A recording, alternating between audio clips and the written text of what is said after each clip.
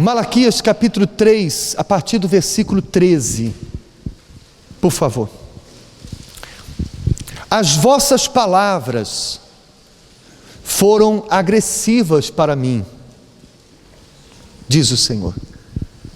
As vossas palavras foram agressivas para mim, diz o Senhor.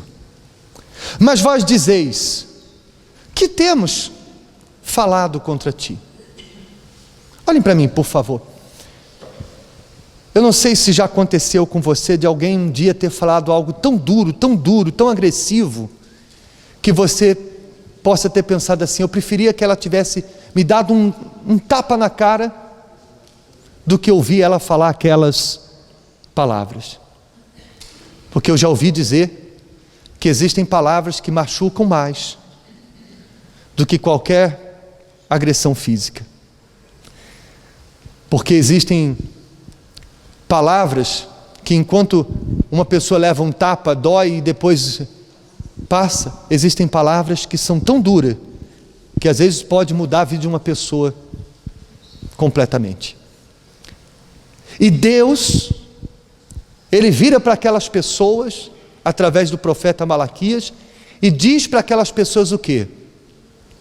As vossas palavras foram agressivas para mim, diz o Senhor. Imagine você ouvir do próprio Deus dizer que o que você falou foi duro demais, agressivo demais para Ele. Como é que você se sentiria se ouvisse uma coisa dessa da parte do próprio Deus? Vamos ver qual foi a reação do povo. O que eles disseram quando eles ouviram Deus dizer isso? Eles disseram: o que temos falado contra ti? Em outras palavras, eles não reconheciam que o que eles vinham falando ou pensando era agressivo para quem? Para Deus. E esse era o problema do povo de Israel nessa altura, do profeta Malaquias. Se você puder depois em casa ler o livro completo, são só 4 capítulos, o livro de Malaquias completo, para você entender isso no contexto, você vai ver que 6 vezes Deus falava com eles, apontava o erro deles e eles respondiam dizendo: aonde nós fizemos isso? Já lá no capítulo 1, acho que no versículo 6, se eu não me engano, Deus disse para eles que eles vinham profanando, desprezando e profanando o nome dele. E aí qual foi a resposta deles? Aonde nós temos profanado e desprezado o teu nome? Então, olhem para mim, por favor. O erro daquelas pessoas naqueles dias é um erro que muita gente tem se repetido até hoje. Que quando é confrontada pelo seu pecado, ao invés de reconhecer o seu erro, a pessoa diz: não, aonde é que eu tenho errado? Quantas pessoas que chegam ao ponto de dizer para Deus: ó Deus, onde eu tenho errado? Onde estão os meus erros? Onde estão as minhas falhas? Você já aconteceu de você chamar a atenção de um filho, de alguém, por uma coisa qualquer? Imagine, por exemplo, aquela pessoa que mentiu, você descobriu a mentira dela, e quando você confronta ela, ela diz: não, eu não menti, eu não minto, eu jamais mentiria. Como é que você se sente? Você fica mais chateado porque a pessoa não reconhece do que propriamente pelo erro dela. E é exatamente essa a maior revolta de Deus. Não é com os nossos pecados, é quando o pecador não reconhece o seu pecado.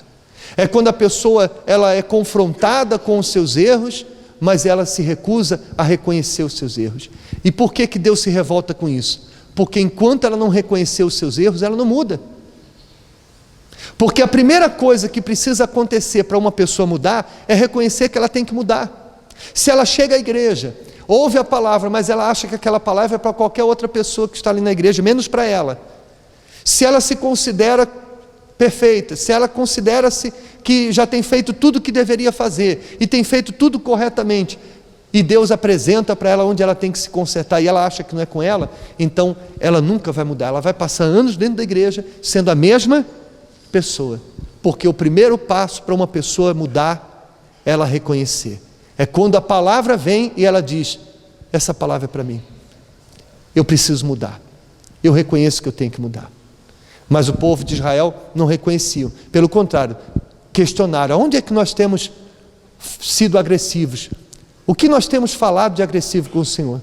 Aí não teve jeito, Deus teve que mostrar. Versículo 14, ele diz: vós tendes dito, inútil é servir a Deus. Que nos aproveita termos cuidado em guardar os seus preceitos e andar em luto diante do Senhor dos Exércitos? Ora, pois, nós reputamos por bem-aventurados soberbos e também os que cometem impiedade, que são edificados. Sim, eles tentam a Deus e escapam. Então o que eles estavam fazendo? Eles estavam vendo que a vida deles estava igual ou pior do que a dos incrédulos, que não serviam a Deus, e diziam o quê? Inútil é servir a Deus, tem sido inútil. Olha só, nós servimos a Deus e olha a nossa vida, enquanto que os incrédulos que não servem a Deus, olha a vida deles. Essas palavras foram o que para Deus? Foram agressivas. Alguns podem até nunca ter dito verbalmente aquilo, mas pensavam. E como eu já disse aqui em outras ocasiões, os nossos pensamentos são como palavras para Deus. Você pensar e falar uma coisa, para Deus é a mesma coisa. Com uma pessoa você pode até pensar uma coisa e não falar, para evitar problemas. Mas com Deus, os nossos pensamentos são como palavras. Eu até acredito que algumas pessoas naqueles dias nunca tenham dito com a boca que era inútil servir a Deus, mas quando eles olhavam para a vida deles igual a dos incrédulos, eles pensavam que tinha sido inútil, estava sendo inútil servir a Deus. Mas por que eles chegaram a esse pensamento? Volto a pedir a você para ler depois em casa o livro completo de Malaquias. Você vai ver que Deus chama a atenção deles, especialmente os sacerdotes, que serviam a Deus de maneira relaxada. Eles apresentavam no altar o pão imundo, eles pegavam um animal defeituoso para oferecer a Deus. Quando eles tinham um animal defeituoso no seu rebanho e sabiam que não iam obter nenhum lucro com aquele animal, então o que eles faziam? Olha, já que não dá para vender esse animal, não vamos ter nenhum lucro, então vamos deixar para oferecer para quem? Para Deus. E não só, alguns até quando serviam a Deus diziam: que canseira, mostrando que eles faziam de maneira relaxada, sem respeito nenhum, e às vezes até religiosamente, com uma canseira. Sabe aquela pessoa que diz assim: hoje eu tenho que ir para a igreja, me apetece mais ficar em casa, mas eu tenho que ir para a igreja, se eu não for para a igreja, Deus não vai me abençoar. Que canseira. Então, eles serviam a Deus dessa maneira, e Deus, que vê todas as coisas, via eles servindo o pão imundo no altar, o animal defeituoso, vendo eles servindo a Deus de maneira tão relaxada. E aí Deus podia abençoar uma coisa dessa? Não acontecia nada na vida deles, por causa da maneira que eles serviam a Deus. E porque eles serviam a Deus daquela maneira e não acontecia nada, o que eles faziam? Inútil está sendo servir a quem? A Deus. Mas era culpa de Deus? Não, a culpa era deles por servirem a Deus de maneira tão relaxada. E quantas vezes eu já vi pessoas na igreja dizer a mesma coisa: de que me vale estar na igreja se a minha vida continua desse jeito? De que me vale devolver a Deus os dízimos e olha só o que está a me acontecer? Eu acredito que muitos de vocês já conversaram com pessoas afastadas da igreja e que disseram assim: eu tive naquela igreja lá há tanto tempo e não aconteceu nada na minha vida. Quem já atendeu ou já conversou com pessoas assim? Já? Mas olha só a maneira dela falar que fez isso ou aquilo para Deus e não aconteceu nada, só isso já dá a entender como é que ela servia a quem? A Deus. A maneira que ela servia a Deus. E tinha como Deus abençoar uma pessoa que faz as coisas para Ele só com interesse ou de maneira relaxada e sem nenhum respeito ou temor ou consideração? É claro que não. Mas aí muitos cometem o erro que o povo de Israel cometia, de chegar a dizer: não adianta nada eu ir à igreja, não adianta nada eu servir a Deus. Então, essas pessoas E esses pensamentos, essas atitudes, são agressivas para quem? Para Deus. E não se esqueça, pessoal, não é apenas o que nós fazemos, é como nós fazemos. Quando às vezes a gente fala para você, a maneira com que você senta para assistir o culto, quando a gente fala para você, a hora que você chega para a reunião, quando a gente fala para você, os seus compromissos com os votos que você faz a Deus, aquilo que você promete para Deus, quando a gente fala para você sobre a maneira com que você ora na hora da busca, alguns que nem sequer abrem a boca para falar com Deus. Então, quando a gente fala da maneira com que você faz as coisas para Deus, tem gente que às vezes acha que o pastor é chato, é exigente. Mas não é isso, pessoal. É que você tem que entender que o que Deus vê não é só o que a gente faz, é como nós fazemos. Eu fico triste quando eu vejo, por exemplo, na televisão, uma reportagem sobre pessoas, fãs, que vão para assistir um show de um artista e que dormem um dia antes, montam barraca, ficam lá horas, dias antes para ser os primeiros a entrar, e pessoas que todo santo domingo chegam atrasado. Alguém pode dizer assim, mas é por causa que não tem vaga. Então, se você sabe que não tem vaga, por que não vem mais cedo? O que custa você acordar mais cedo para chegar 10 minutos antes, 5 minutos antes? Porque Deus está vendo a maneira com que você serve a Ele. Você não faz isso no seu trabalho. Duvido que você chega 10 minutos atrasado no seu trabalho. Eu duvido que se eu começasse a reunião todos os domingos, 5, 10 minutos atrasado, eu duvido que você ia achar isso normal. Você ia achar, no mínimo, uma falta de respeito com você. Mas tem pessoas, e tem sido assim, todos os domingos a gente começa a reunião, quase metade da igreja só chega após o início da reunião. E aí não acontece. A pessoa reclama, mas por que eu estou indo à igreja e eu não fui batizado com o Espírito Santo, minha vida não muda? Não pense no que você tem feito apenas, pense na maneira que você tem feito. Porque isso faz toda a diferença. Fazia diferença nos dias do povo de Israel. Amém? Então ele diz assim, olha só, versículo 16. Então, aqueles que temeram ao Senhor, falaram frequentemente um ao outro, e o Senhor atentou e ouviu. E um memorial foi escrito diante dele, para os que temeram ao Senhor, e para os que se lembraram do seu nome. Olha só que coisa maravilhosa. Havia muitos dizendo que era inútil servir a Deus, mas no meio daquelas pessoas que diziam que era inútil servir a Deus, havia os que temiam a Deus. E ao contrário dos que diziam que era inútil servir a Deus, esses que temiam a Deus se lembravam do Senhor. Ou seja, era aquele tipo de pessoa que diziam o seguinte, não, eu sei de onde o Senhor nos tirou. Deus nos tirou do Egito, da escravidão. O Senhor tem sido misericordioso conosco. Ele nos tem guardado até o momento, até aqui. Por mais que a gente tenha lutas, por mais que muitas bênçãos ainda não tenham acontecido, mas Ele é o nosso Senhor, Ele é o nosso Deus. Então esses que temiam a Deus, no meio daquelas pessoas que não temiam, era uma diferença que agradava a Deus. Porque se por um lado Deus apontou aqueles que serviam a Ele de maneira relaxada, Ele também não podia deixar de apontar aqueles que temiam a Deus. E o que significa temor? O que significa temer a Deus? Não é ter medo. Temor é consideração, é respeito profundo.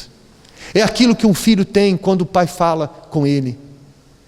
É aquela consideração que a pessoa tem com quem ela ama, com quem ela respeita, de fazer as coisas para aquela pessoa de todo o seu coração, porque ela tem respeito àquela pessoa, ela tem consideração para aquela pessoa.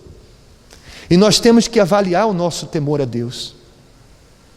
Nós temos que avaliar qual tem sido a nossa consideração para com Deus, porque às vezes a pessoa exige muito que Deus tenha consideração com ela, mas ela não faz questão de avaliar qual tem sido a consideração dela para com Deus, e não só no fato de estar anos na igreja, e não só no fato de ser dizimista e ofertante, e não só no fato de não ser uma pessoa viciada, uma pessoa mundana, mas é Não apenas isso, mas é a maneira com que nós servimos a Ele, a maneira com que nós buscamos a Ele, a maneira com que nós vivemos dia a dia diante dos olhos dEle.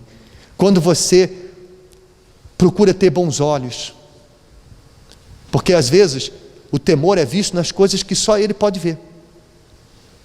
É muito mais fácil você vigiar nas coisas que os outros veem, porque imagine eu, por exemplo, na rua, no supermercado, e eu pensar, bom, as pessoas podem estar me olhando, eu sei que elas sabem que eu sou da igreja, e eu tenho que me comportar direitinho. Mas outra coisa é o que eu faço quando eu estou sozinho, o que eu penso quando eu estou sozinho, o que eu sinto e que minha esposa não sabe, que ninguém sabe. Mas se eu temo a Deus, e sei que Ele conhece o meu coração e a minha mente, então quando vem um pensamento malicioso, impuro, quando me vem uma vontade de olhar para alguém com maus olhos, quando vem um desejo ou um sentimento que eu sei que não agrada a Deus, eu imediatamente repreendo, por causa da consideração que eu tenho para com quem? Com Deus. Então, estas pessoas, Deus disse que haverá um memorial diante dele. Ele não vai esquecer dessas pessoas. E não só, no versículo 17 ele diz assim: e eles quem? Os que temiam ao Senhor, eles serão meus, diz o Senhor dos Exércitos. Às vezes, quando a gente lê a Bíblia e não medita, a gente não consegue enxergar a profundidade do que a gente vê. Muita gente se intitula de Deus. Eu sou de Deus. Mas uma coisa é você se intitular uma pessoa de Deus. Outra coisa é o próprio Deus dizer: Ele é meu, ela é minha. Não sou eu quem tem que dizer que sou de Deus. É Deus que tem que dizer que eu sou dele. É Ele quem vai dizer quem é dele e quem não é. Não sou eu. Eu não posso dizer. Eu não tenho essa condição de dizer que eu sou de Deus. É Ele quem afirma que eu sou de Deus.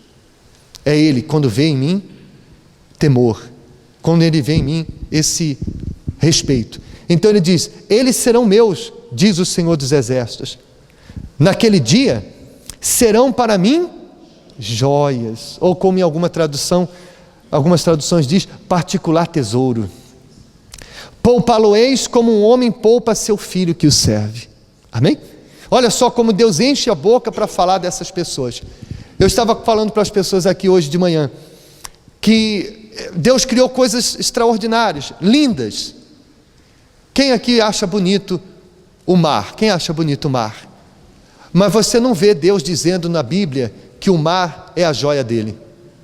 Quem acha bonito o pôr do sol? Aquele pôr do sol maravilhoso, né? Com céu claro. É bonito, não é? Mas você não vê Deus dizendo que o sol ou o pôr do sol é a joia dele. Já viram aqueles pássaros bonitos? Você já foi no zoológico? Não é esse zoológico aqui de Lagos. Já foi no zoológico de verdade? Então, com todo respeito, você já viu aqueles animais, aquelas cores bonitas, lindas, que você fica ali minutos e minutos contemplando a beleza daqueles animais? Deus não chama nenhum desses animais de joias. Quem é que Deus chama de joias? Aqueles que temem a Deus. Esses, Deus diz assim, Ele criou tanta coisa bonita, mais bonito do que nós, com certeza. Ele criou tanta coisa mais preciosa em termos de valor, mas Ele olha para nós, para aqueles que temem a Deus e diz: você é minha joia, você é meu tesouro particular. Imagine a consideração de Deus com quem considera Ele. Isso é muito forte, amém? E aí, para terminar, ele diz: então, essas primeiras palavras dos versículos, elas são muito importantes, porque elas ligam um versículo com o outro. Então por quê? Então, por causa desses que serviam a Deus, que eram diferentes no meio dos outros, então voltareis e vereis a diferença entre o justo e o ímpio, entre o que serve a Deus e o que não serve. Então, quantas vezes você já leu esse versículo exigindo que Deus fizesse a diferença na sua vida?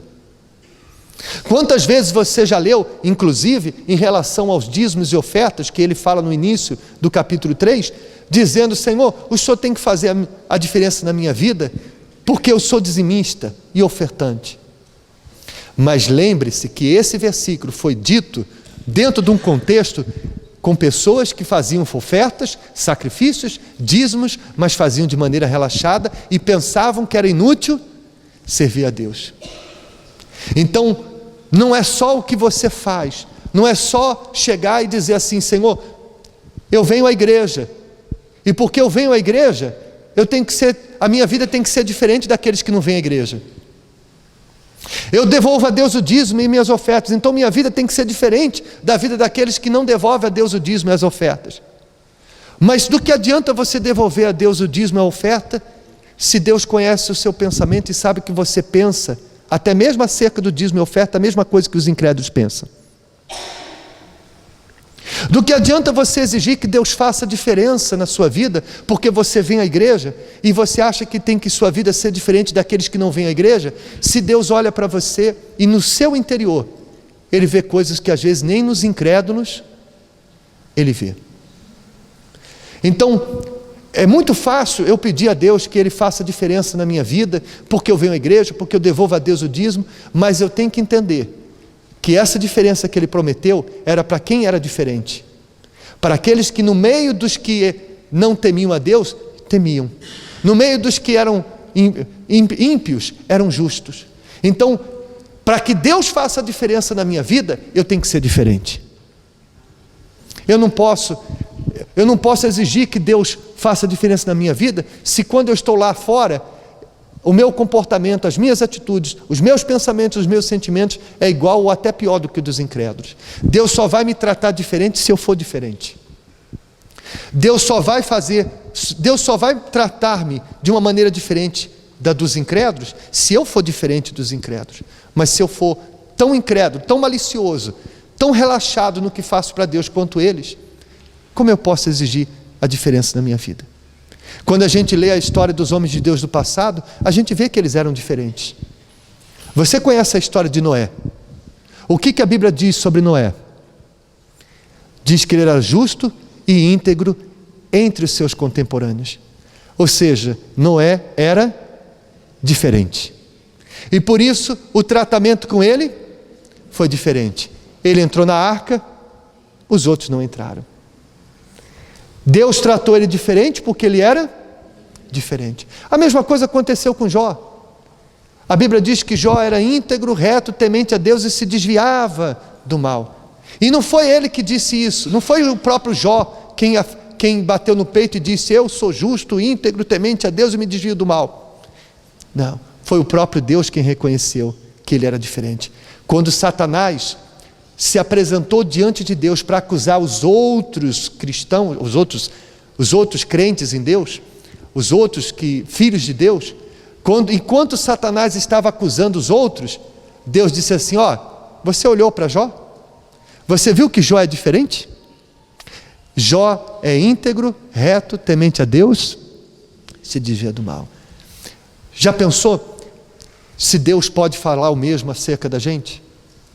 Se Deus pode falar em espírito na mente de um familiar seu, dizendo: olha só, o seu parente ele é diferente, ele é íntegro, reto, temente a Deus e se desvia do mal. É isso que Deus quer. Deus quer mostrar a nossa diferença para os incrédulos, para através disso eles serem salvos, eles se converterem. Mas para que eu possa ser diferente, eu tenho que desejar ser diferente. Não depende só de Deus. Eu tenho que ter essa sede de querer mudar. Amém? E se você realmente quer, hoje, que é o dia que nós fizemos prova com Deus para ver a diferença em muitas coisas, se você diz: meu Deus, a maior diferença que eu quero ver em mim, dentro de mim, eu quero ser diferente, então o Espírito Santo vai vir sobre você e você vai sair daqui diferente, porque é Ele quem nos transforma. Aliás, está escrito assim, olha só, leia ali comigo no ecrã: o Espírito do Senhor se apossará de ti, profetizará com eles, e tu serás mudado em outro homem. É Ele quem muda, é Ele que nos torna diferentes. Sem o Espírito Santo você pode até melhorar, mas é uma melhora de pouca duração. É aquela melhora que você diz, não, eu vou mudar, muda uma semana, na outra você já está a mesma coisa de novo. E é apenas pequenas melhoras. Mas quando você recebe o Espírito Santo, aí é diferente. Você é mudado num novo homem, uma nova mulher. Amém? E o que Deus Ele quer para que o Espírito Santo venha sobre a sua vida e transforme você numa nova criatura, Ele não quer perfeição, Ele não quer anos de igreja, Ele quer apenas que você deseje isso de todo o seu coração. Meu Deus, eu quero o Teu Espírito para que eu possa mudar e viver uma vida de temor, uma vida que realmente Te agrade. Eu quero ser essa diferença onde eu estiver, para que o Senhor seja santificado através da minha vida. Amém? Se é isso que você deseja, fique de pé então, por favor.